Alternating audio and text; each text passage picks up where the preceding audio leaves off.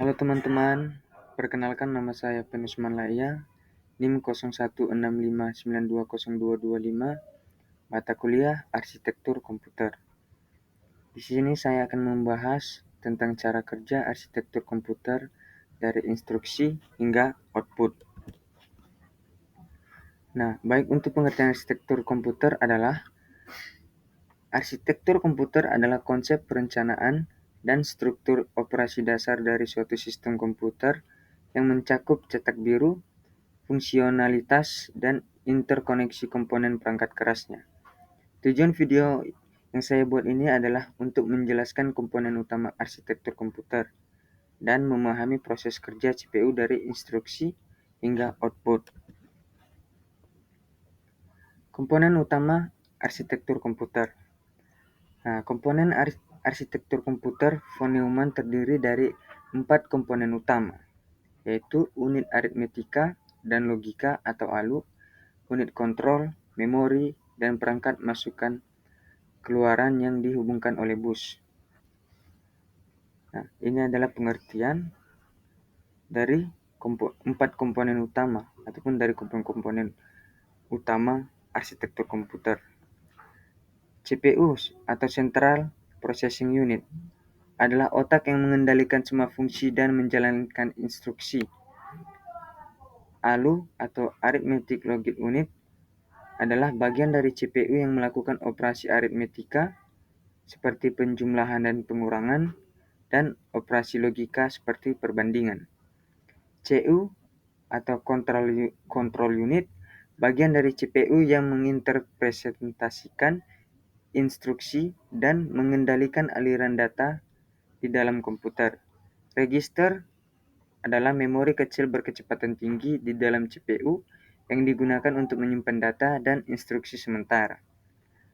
Memori adalah tempat penyimpanan program dan data dalam arsitektur von Neumann. Memori ini digunakan untuk menyimpan keduanya. Bus adalah sekumpulan kabel yang menghubungkan komponen-komponen komputer seperti CPU dan memori.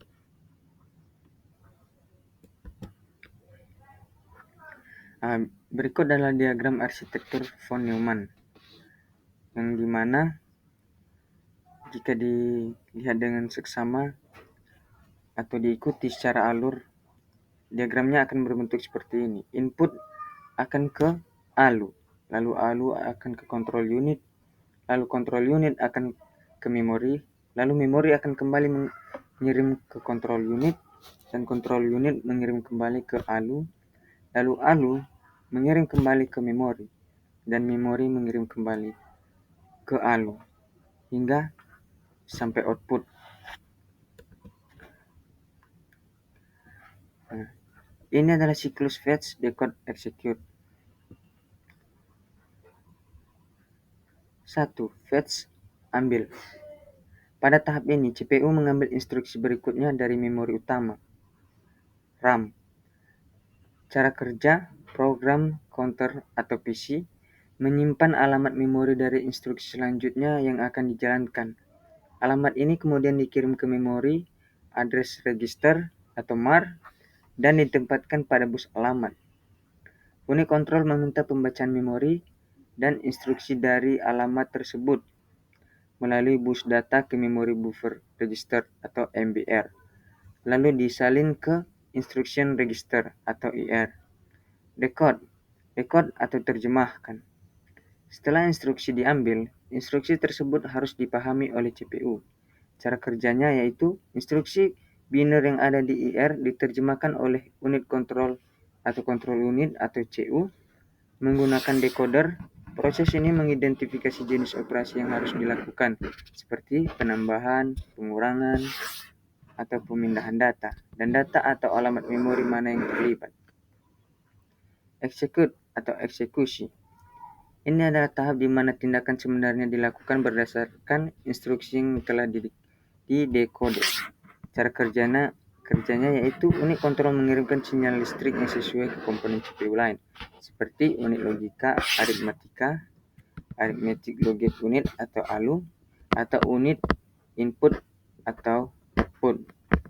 Untuk melakukan operasi yang diminta, ini bisa berupa perhitungan pemindahan data antar register, pembacaan atau penulisan ke memori, atau operasi input atau output. Baik, kita akan masuk ke contoh penjumlahan 2 angka di CPU. 1. Persiapan level kode dan bahasa mesin. Kode tingkat tinggi, Anda menulis hasil sama dengan 5 tambah 3. Di hasil pemrograman seperti C, kompiler mengubah kode tersebut menjadi instruksi bahasa mesin atau kode biner yang dapat dimengerti oleh CPU. Instruksi ini mungkin terlihat seperti urutan operasi load, add, store. Representasi biner, angka 5 dan 3 diubah menjadi bilangan biner, misalnya dalam 8 bit. 5 sama dengan 00000101, 3 sama dengan 00000011. Siklus CPU, fetch, decode, execute. CPU menjalankan siklus berikut secara berulang. A. Fetch, pengambilan instruksi. 1. CPU mengambil instruksi pertama, misalnya load 5 atau alamat memori yang berisi 5 dari memori utama dan menyimpannya di register instruksi. 2. Program counter atau PC diperbarui untuk menunjuk ke instruksi berikutnya. Decode instruksi. 1. Unit kontrol atau CPU menerjemahkan instruksi biner tersebut menjadi sinyal listrik yang mengontrol komponen CPU lainnya. 2. CPU mengidentifikasi bahwa operasi yang diminta adalah load, lalu muat data ke register. Lalu C. Eksekusi instruksi. 1. Angka 5 dimuat dari memori ke salah satu register CPU, misalnya register A. 2. Siklus fetch, decode, execute berlanjut untuk instruksi kedua, load 3. 3. Angka 3 dimuat ke register lain, misalnya register B. 4. Siklus berlanjut untuk instruksi ketiga, add A, B. 5. Instruksi add dikode unit kontrol mengaktifkan Arithmetic Logic Unit atau ALU. CPU mengirimkan isi register A 00000101 dan register B 000011 ke ALU. Di dalam ALU, sirkuit digital seperti full adder melakukan penjumlahan biner seperti di bawah ini. 0001 5 plus 000011 3.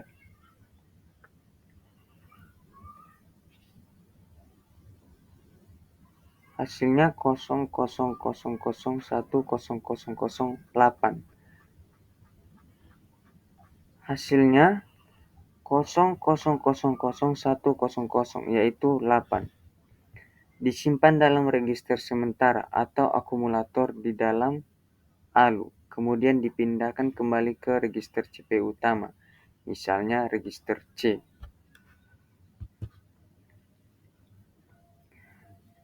Nah, ini mengapa memahami arsitektur komputer penting bagi seorang programmer.